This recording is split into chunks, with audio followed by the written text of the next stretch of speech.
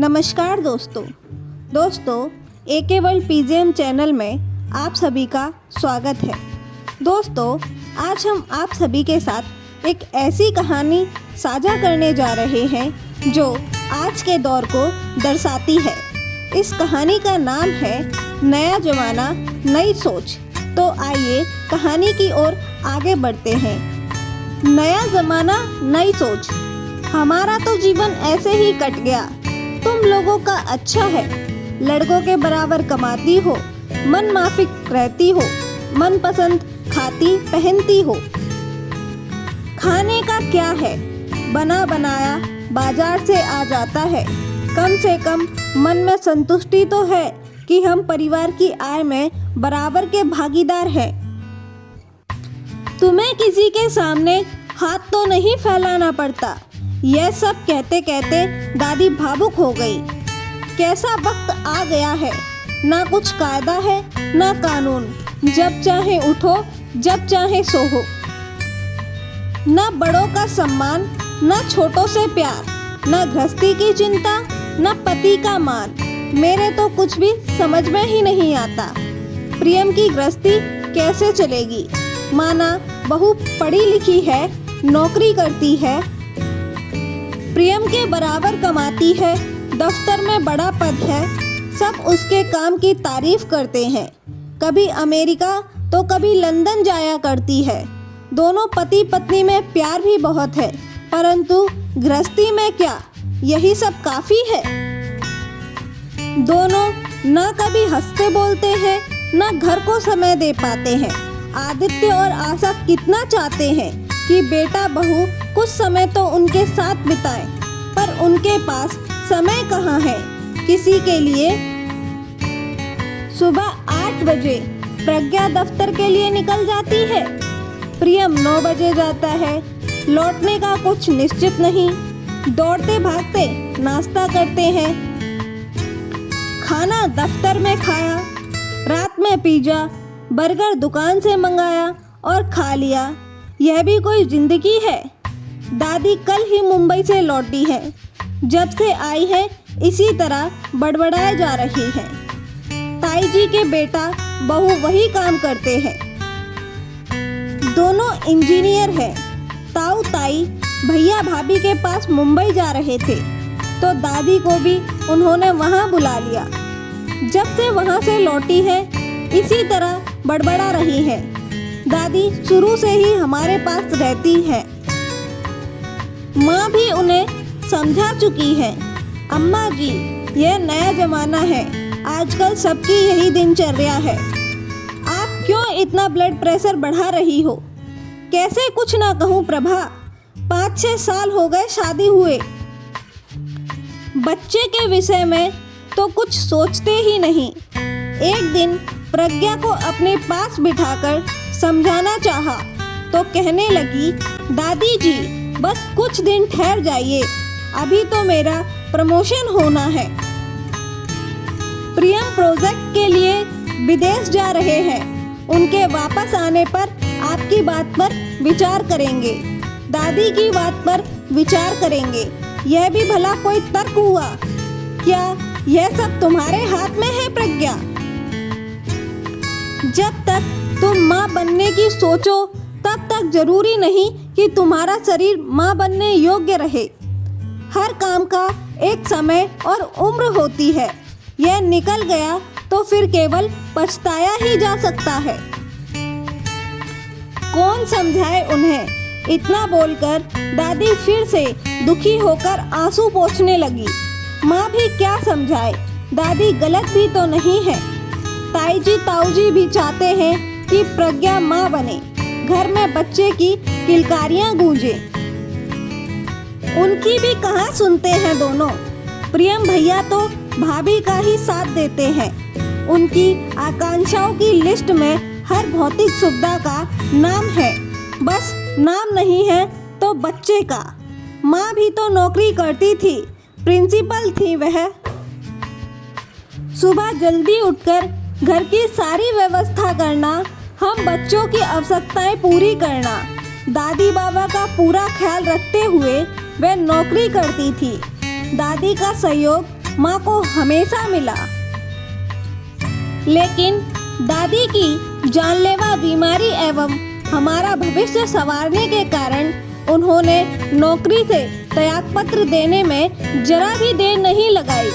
हाँ, इतना तो वह अभी भी करती है कि 4-6 गरीब बच्चों को घर पर पढ़ाने का समय तो निकाल ही लेती हैं।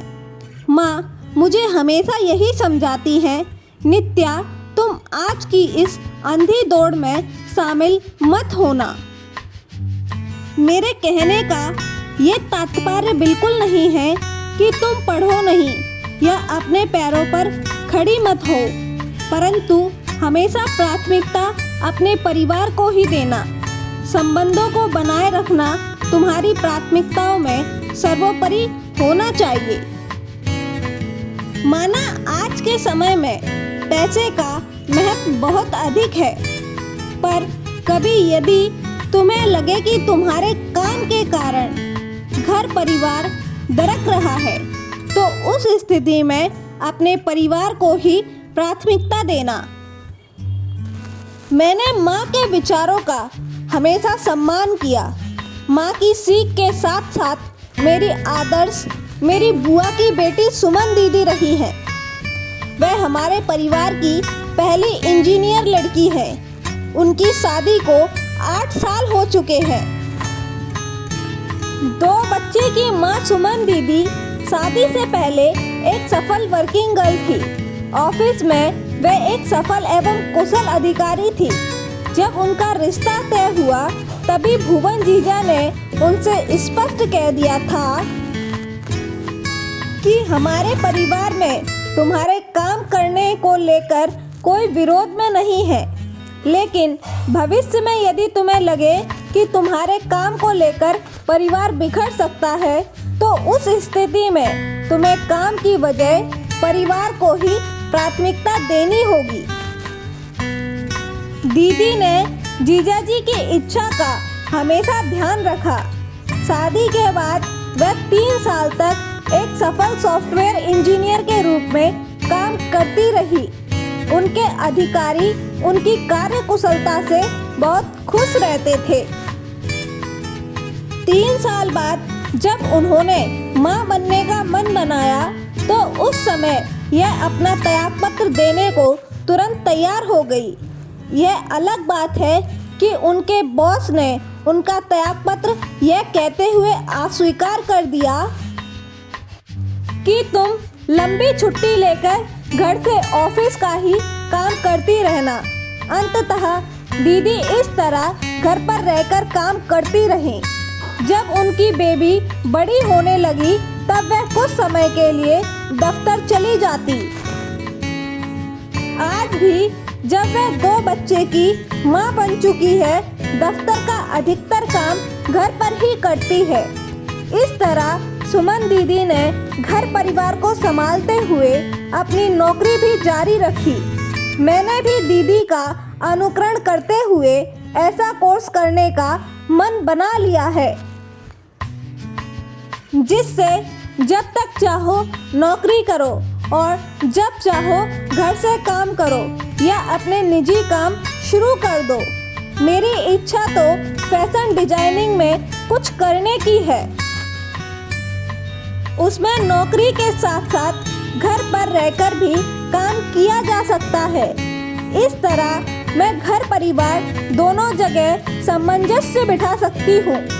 मेरा मानना है कि थोड़ी समझदारी एवं सूझबूझ से ही परिवार में प्यार एवं आपसी समझ पनपती है। आखिरकार परिवार ही तो सर्वोपरि है।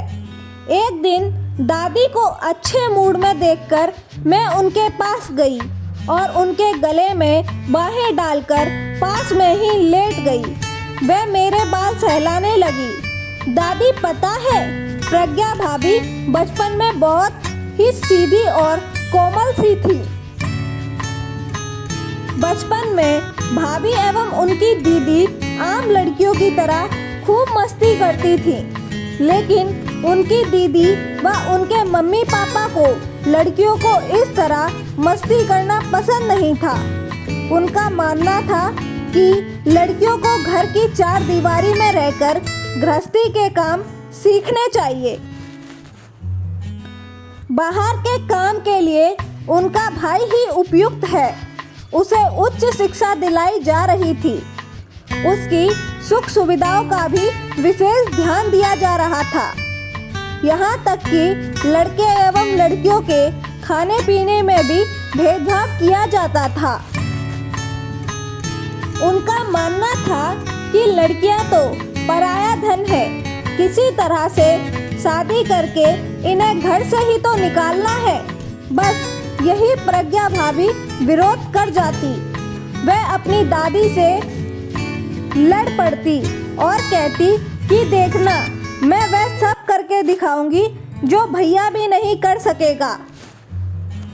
वह विद्रोही होती गई। उनकी कोमलता छिन गई।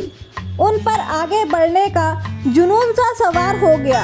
वह क्लास में हमेशा प्रथम आती, गाड़ी चलाती, बैंक आदि का काम देखती। एक तरफ जहाँ उनकी दीदी अपनी माँ के साथ गृहस्थी के कामों में हाथ बटाती, वहीं दूसरी तरफ प्रज्ञा भाभी भी अपने छोटे भाई को पीछे छोड़ते हुए उच्च शिक्षा प्राप्त करके अच्छी नौकरी भी पा गई। घर भर का दुलारा उनका भाई गलत संगत में पड़कर बिगड़ता चला गया। कुछ हटकर दिखाने की चाह ही भाभी को इस मुकाम पर ले आई। यही कारण रहा कि वह घरेलू कामों में दिलचस्पी नहीं लेती। आप ही बताओ दादी, इसमें भाभी का क्या दोष है? दादी मेरी बातों को बड़े ही ध्यान से सुन रही थी। हाँ बिटिया, हमारे जमाने में तो लड़कियों के काम को बहुत छोटा समझा जाता था। पता है, शादी के बाद जब मैं ससुराल आई तब ससुराल में बहुत बड़ा परिवार होने के कारण सुबह से लेकर रात तक घर का काम करना होता था। कभी कभी तो रात के 12 बजे भी मेहमानों को खाना बनाकर खिलाना होता था। उस पर जरा भी गड़बड़ होने पर तेरे दादाजी कहते थे कि सारा दिन पलंग तोड़ती हो, खाना बनाना और खाना, इसके सिवाय तो कुछ काम ही नहीं है। हम बाहर से थककर घर लौटते हैं, इतना भी नहीं कि ढंग से बातचीत कर लो। उनकी दृष्टि में घरेलू कार्य का कोई महत्व नहीं होता था। उनके ताने सुनकर रोना आ जाता था। 24 घंटे की ड्यूटी करने पर भी यही सब सुनना पड़ता था। दादाजी ही क्या, घर में कोई भी तो संतुष्ट नहीं रहता था। हमारा तो जीवन ऐसे ही कट गया। तुम लोगों का अच्छा है, लड़कों के बराबर कमाती हो, मन माफिक रहती हो, मन पसंद खाती पहनती हो। खाने का क्या है, बना बनाया बाजार से आ जाता है। कम से कम मन में संतुष्टि तो है कि हम परिवार की आय में बराबर के भागीदार हैं। तुम्हें भी किसी के सामने तो हाथ नहीं फैलाना पड़ता। यह सब कहते कहते दादी भावुक हो गई। जीवन भर का दर्द आज उनकी जुबान पर आ ही गया। इस तरह कई माह बीत गए। एक दिन ताई जी का फोन शुभ समाचार लेकर आया। उन्होंने बताया कि प्रज्ञा भाभी मां बनने वाली है। डॉक्टर ने उन्हें घर पर रहकर पूरा आराम करने की राय दी है। भाभी ने नौकरी छोड़ने का मन बना लिया है। भाभी का कहना है कि लड़की होकर उन्होंने लड़के के बराबर कार्य करके खुद को सफल साबित कर दिया है। अब मां बनकर अपने बच्चे के लिए खुद को सफल साबित करना है। प्रज्ञा भाभी मां बनने वाली है, घर में बच्चा आने वाला है। यह समाचार दादी को सहारे जहान की खुशियां दे गया। उनका बस चले तो यह उड़कर मुंबई पहुंच जाए और प्रज्ञा भाभी की सारी जिम्मेदारियां अपने ऊपर ले लें। उनका खुश होना बनता है भाई, क्योंकि वह परदादी बनने वाली है। माँ इतना कहकर मंद मंद मुस्काने लगी। तो दोस्तों, यह कहानी हमें बताती है कि आज के बदलते सामाजिक परिवेश, विचारधारा और परिवार के महत्व को बड़े ही संवेदनशील और प्रभावशाली ढंग से प्रस्तुत करती है। यह न केवल महिलाओं के जीवन में करियर और परिवार के बीच संतुलन बनाने की चुनौतियों को दिखाती है, बल्कि पीढ़ियों के दृष्टिकोण और उनकी प्राथमिकताओं में बदलाव को भी रेखांकित करती है। दादी का दृष्टिकोण उनकी पीढ़ी की परंपराओं और जीवन शैली को दर्शाता है, जहां महिलाओं को पूरा जीवन परिवार और गृहस्थी को संभालने में समर्पित रहता था, और वहीं नई पीढ़ी जैसे कि प्रज्ञा भाभी अपने करियर और आत्मनिर्भरता को प्राथमिकता देती है। लेकिन इस बदलाव के साथ कहानी यह भी सिखाती है कि अंततः परिवार का महत्व कभी कम नहीं होता। कहानी का सुखद अंत यहाँ प्रज्ञा भाभी अपने करियर की उपलब्धियों के बाद मातृत्व को गले लगाती है। यह बताता है कि हर व्यक्ति के लिए प्राथमिकताएं समय और परिस्थिति के अनुसार बदलती हैं। यह एक संतुलित जीवन का संदेश देती है, जहां करियर और परिवार दोनों को महत्व दिया गया है। तो दोस्तों, क्या आपको इस कहानी का कोई विशेष भाग सबसे ज़्यादा प्रेरणादायक लगा है तो कृपया कमेंट में अवश्य बताएं, और साथ ही चैनल को सब्सक्राइब करें और वीडियो को लाइक करना ना भूलें। धन्यवाद दोस्तों।